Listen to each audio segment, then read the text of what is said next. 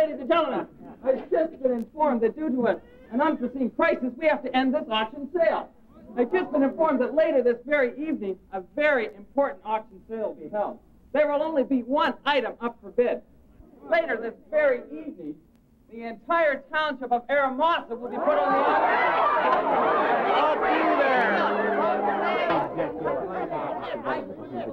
The antagonism of local people is not so much towards development in terms of, although they may not like the big or what they would term hideous houses, but in terms of architecture. But I think it's people coming to the community and using it as a dormitory. I think that's what they resent. There are people who are coming here and using it and not giving to it. Some days I get so angry I want to yell that my life is important too, and that because the family has been here 6 generations doesn't make one life more important than another. Not my idea of a happy retirement. Sit in my porch and look out over a sea of rooftops. Just a few years ago, there were hills and open fields and cedar bushes. We used to bring the horses through right over there. We'd be awful careful they didn't trample the little trees that were seeding themselves. I don't know why we bothered now. It's just too painful. Stay here and see the landscape changing. It's just too painful. Because we're certainly not anti-development. We just want more input into the way the community does develop, and what we're looking at is creating a sense of home and a sense of community where people do care enough to get involved and to take some initiative and to be concerned enough to get involved in planning the future of the township. We'd like to see Eramosa Township as a model for other communities for development, and I think this would be as good a place as any.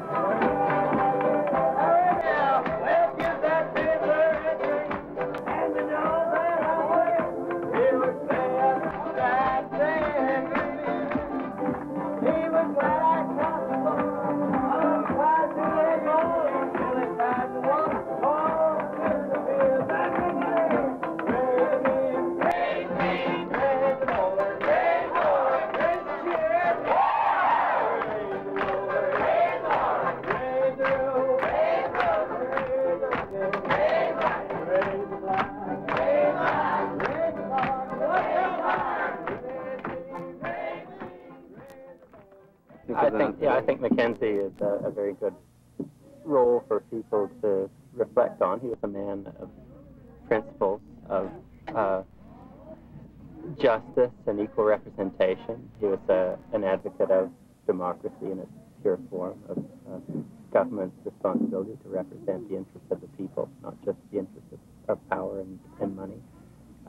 He spoke for education, of the right of people to make an honest living, of religious tolerance, freedom of the press, the importance of getting good information to make reasoned judgments. He was certainly a watchdog of the government before and after the rebellion, and always fighting against government graft and corruption and money mismanagement. I think those issues are still around today. He was a man that took a stand. Canadians, do you love freedom? I know you do. Do you hate oppression? Who dare deny it? The bounty you must pay for freedom, blessed word, is to give strength to your arms and put down the tyranny at Toronto. Up then, brave Canadians, join me on Navy Island, where we will regroup and prepare once again to march on Toronto. This time, we will not fail!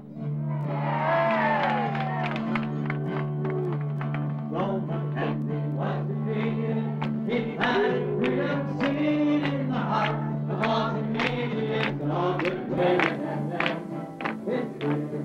are beating. It's at the mountain meeting on Navy Island, where we're born the boys who rise again. Rise again, Mackenzie, rise again. Rise again, lead us our freedom to defend. Rise again, Mackenzie, rise again. Rise again, Mackenzie, forever hostage in your friend. All you free, fighting farmers, now down the lock your armor and put the village down to oppress our country. All that's one Mackenzie, loyal to the end. They'll beat the tyrants and will save us all from slavery. Rise again, Mackenzie, rise again. Rise again, lead us our freedom to defend. Rise again, Mackenzie, rise again. Rise again, Mackenzie, forever hostage. I've lived here all my life, and it's really been great to see it sort of people come alive or get sort of rejuvenated from their sort of regular day jobs and their evening's entertainment. It's good to have something to build around. Right. So you got to meet a lot more people. Really? Those steps are the next. Talk to them about their interests and what they can do for us. Or sometimes it's frustrating, you know, pushing against a big wall or something, and sometimes everybody's really helpful and it goes really smoothly, I would say. Yeah, that's how it's been for me anyway. Yeah. And the nice thing, too, about this whole play is how we're all coming together as, I don't know, I guess you could sort of say as a family type of idea. And we're all working together, and I think that's a really positive thing. So that's really come together, and I think that'll make the play. Well, I think it's been a tremendous process. I think it feels like a big family of about 150 people here today, you know? It's like a big family picnic. Well, I really respect actors and actresses after this, because they must be dedicated. They've got to be dedicated to do this kind of work. It's a lot of time, but it's been a lot of fun too. Yeah. I've had a lot of fun. I really enjoyed it.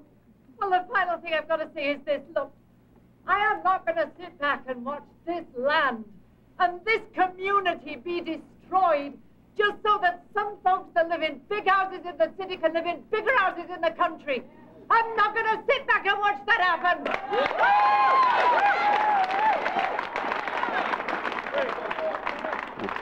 Where all these countries are opening up, these closed countries are opening up, it seems like the free world is closing up. And people underneath on the brunt end of that, are beginning to get agitated. So to be creating theatre where they have a voice and can use theatre positively as a tool, if you like, is tremendously exciting. Right in the thick of it.